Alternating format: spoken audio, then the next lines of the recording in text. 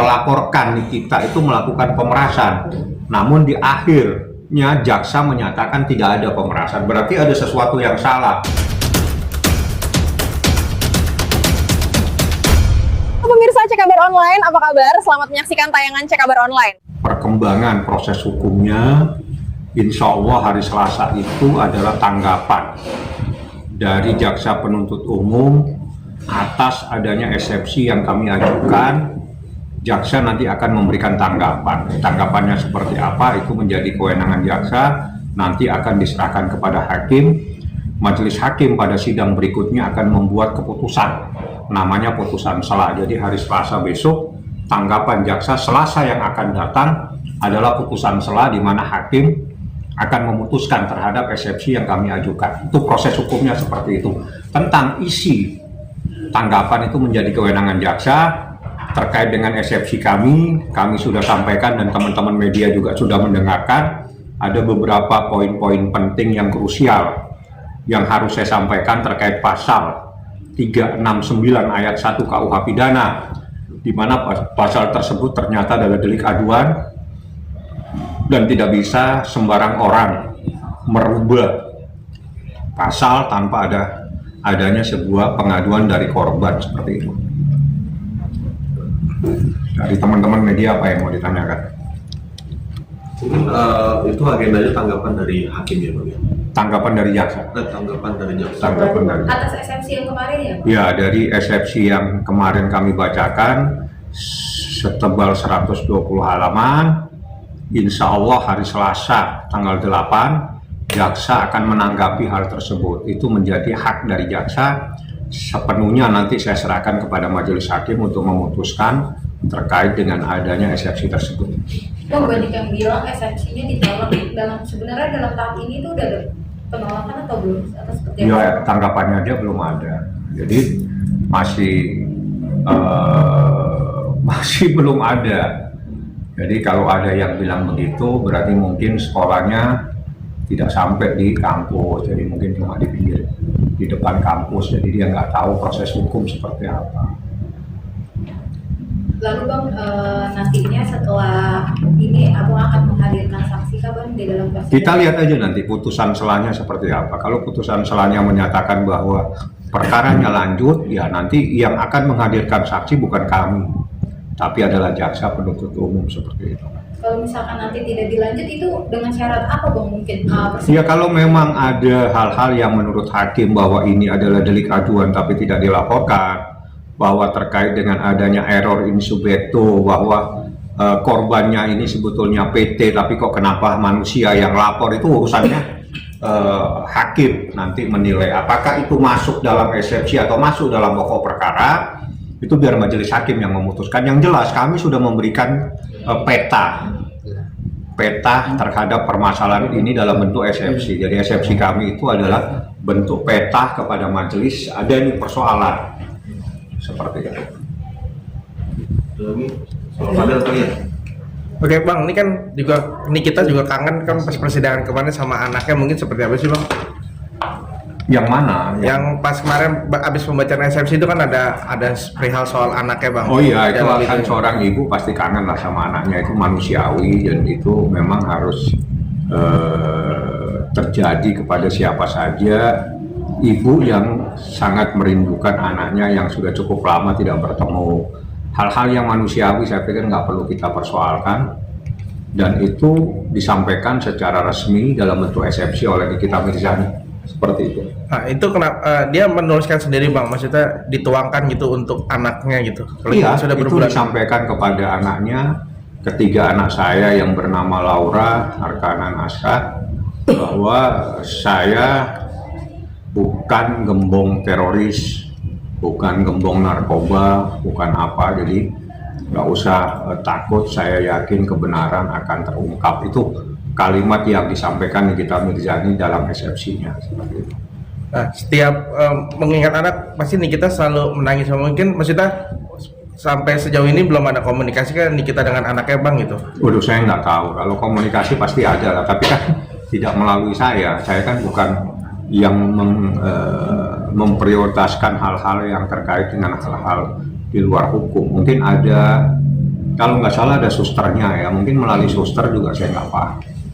Nah belakangan ini kan baru di post ternyata rekannya lagi sakit tuh Bang. Niki tahu nggak sih Bang akan hal itu? Ya pasti tahu lah, nanti pasti disampaikan. Apakah sakit seperti apa kan saya juga nggak tahu, di rumah sakit mana juga saya nggak paham. Yang jelas itu biarlah menjadi urusan Nikita dan suster, kan ada susternya yang ngawasi anak-anak seperti itu. Apalagi kan anak-anak sangat rindu Bang dengan abinya gitu. Kalau gitu. Iya, saya kan nggak sampai ke sana ngurusin, masa ngurusin yang seperti itu. Kita fokus saja kepada eksepsi, apa tanggapan jaksa pada hari Selasa besok seperti itu. Jadi prosesnya nanti itu tanggapan jaksa hari Selasa. Setelah itu Selasa depannya lagi, berarti tanggal 15. Insya Allah tanggal 15 itu adalah putusan sela. Putusan sela itu adalah putusan sebelum masuk pokok perkara, di mana hakim akan memutuskan eksepsi ini diterima atau tidak dapat diterima. Itu insya Allah pada tanggal 15 hari Selasa depan. Itu proses hukumnya seperti itu. Bang, tadi juga ada perpindahan pasal atau perubahan pasal gitu Bang. Kalau itu seperti apa sih Bang mungkin? Ya memang faktanya di dalam surat dakwaan yang saya terima tidak ada pasalnya. Jadi awal dari perkara ini adalah adanya pasal pemerasan yang diatur dalam pasal 368. Baik dalam proses laporan polisi, penyidikan maupun penetapan tersangka, semuanya adalah pasal 368 tentang seseorang melakukan pemerasan. Tapi pada proses penuntutan di dalam dakwaan jaksa penuntut umum, pasal pemerasan yang ada di pasal 368 itu dihapuskan.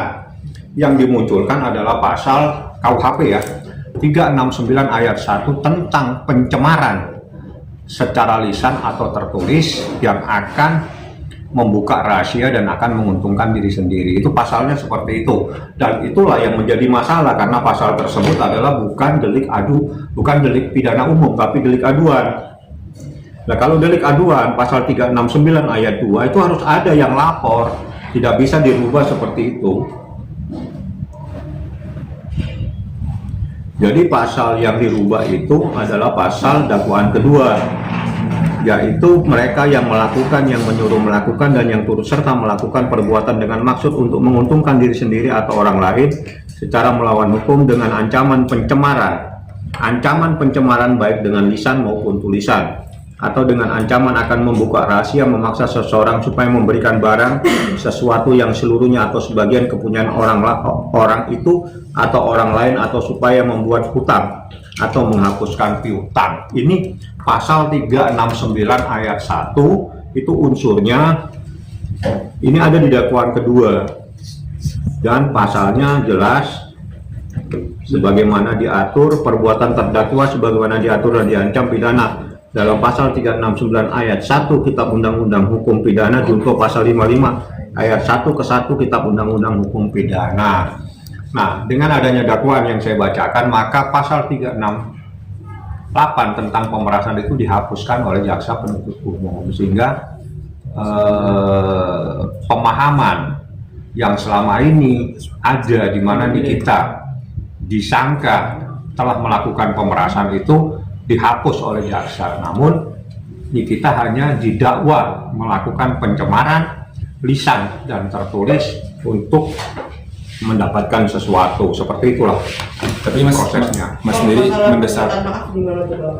Nikita ke ini yang salah kan? Dari pihak RG kan Ya kan kita suruh orang minta maaf. Kalau orang tidak minta maaf kan ya urusannya dia.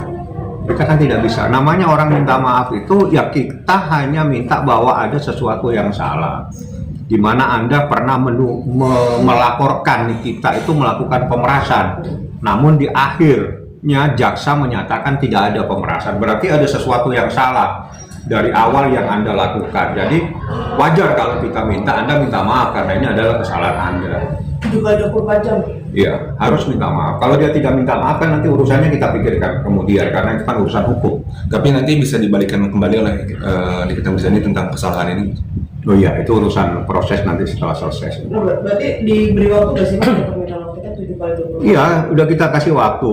Itu nanti jadi permintaan maaf itu adalah moral. Kalau suruh secara moral minta maaf tidak mau, maka hukum yang akan berlaku. Kalau hukum yang berlaku berarti proses hukum, apakah kita laporkan atau tidak, kita tunggulah proses lebih lanjut seperti itu. Tapi permintaan maaf yang dimaksudkan ini permintaan maaf kepada Nikita atau para publik di hadapan? Nggak ada urusan dengan publik, kan yang dilaporkan kan Nikita. Iya, tapi di hadapan publik atau khusus ke Nikita aja? Ya kalau dia mau harusnya di hadapan publik. Kalau mau ketemu juga nggak ada masalah. Yang penting minta maaf, Anda telah salah menyatakan Nikita melakukan pemerasan. Intinya cuma itu. Anda selama ini menyatakan Niki melakukan pemerasan, tapi itu dihapus oleh jaksa. Berarti ada kesalahan dari awal yang Anda lakukan. Nah, saya meminta Anda minta maaf. Gentle dong, kalau memang salah Anda minta maaf. Kenapa? Tapi sejauh ini udah ada komunikasi Bang dari pihak Raja Galuh? Saya nggak kenal, jadi nggak mungkin. Jadi orang bisa berkomunikasi itu kalau kenal. Kalau nggak kenal bagaimana bisa berkomunikasi? Tapi Bang, sebelum itu Nikita Mirzani itu sempat mengenal Reza Gladys atau tidak sih Bang sebelum? Seingat saya nggak kenal. Tapi kalau dari podcast sebelumnya dari kasus Saya nggak ini- ngurusin podcast Pak, saya pengacara. Nggak, Kalau maksudnya- Anda tanyakan saya pasal, saya tahu. Tapi urusan perpodcastan, urusan media online, media segala macam, coba nanti saya akan belajar lagi. Coba akan mencoba mengalihkan. Tapi hal-hal yang seperti itu, saya pikir saya tidak akan paham. Karena itu ada bagian tersendiri, biar diurus dari timnya Nikita Mirzani. Bang, kalau Reza Gladys hadir dalam persidangan mungkin Nikita ada hal apa yang sampaikan di dalam video. Maksudnya gimana? Nanti RG datang ke persidangan. Kapan itu? Kalau misalkan datang Ya, jangan misal dong. Tapi ini wajibnya nggak sih Bang RG datang? Ada datang ke persidangan. Ya nanti Iya. kalau pas datang aja, habis dia diperiksa, setelah diperiksa, Anda tanya. Kalau sekarang kan Anda suruh saya meramal, repot nanti saya. Ada lagi yang mau ditanyakan? Bang, karena sakit apa sih Bang? Nggak paham saya nggak tahu. Saya cuma dapat info dia ada di rumah sakit gitu aja. Tapi seperti apa saya tidak tahu secara mendetail. Coba nanti akan saya tanyakan sama susternya ya. Bang, kalau pasal minggu lalu tuh kuasa hukumnya dari RG sendiri juga bilang untuk apa meminta maaf karena memang tidak ada kesalahan dari RG sendiri Bang. Ya, gimana sih? Dia ngelaporin orang pemerasan, tiba-tiba pemerasannya dihapus. Itu bahasa Indonesia, lapor salah. Kan ceritanya gitu, melaporkan seseorang melakukan pemerasan salah, dihapus sama jaksa. Lu salah lapor pemerasan, yang benar itu melakukan pencemaran. Pasal yang dilaporkan 368 itu dihapus. Itu sah. Artinya ada kesalahan dari Anda. Kalau Anda gentle, ya Anda minta maaf. Ya saya salah, kemarin saya salah lapor. Nah itu sudah disahkan sama jaksa kok. Kan bukan keinginan kita. Jaksa menyatakan Anda salah. Laporan Anda itu jangan 368 pemerasan. Harusnya Anda melaporkan dengan 369 ayat 1. Artinya yang selama ini dilakukan itu adalah bentuk kesalahan. Kalau orang salah, ya gentlenya, moralnya itu minta maaf secara moral.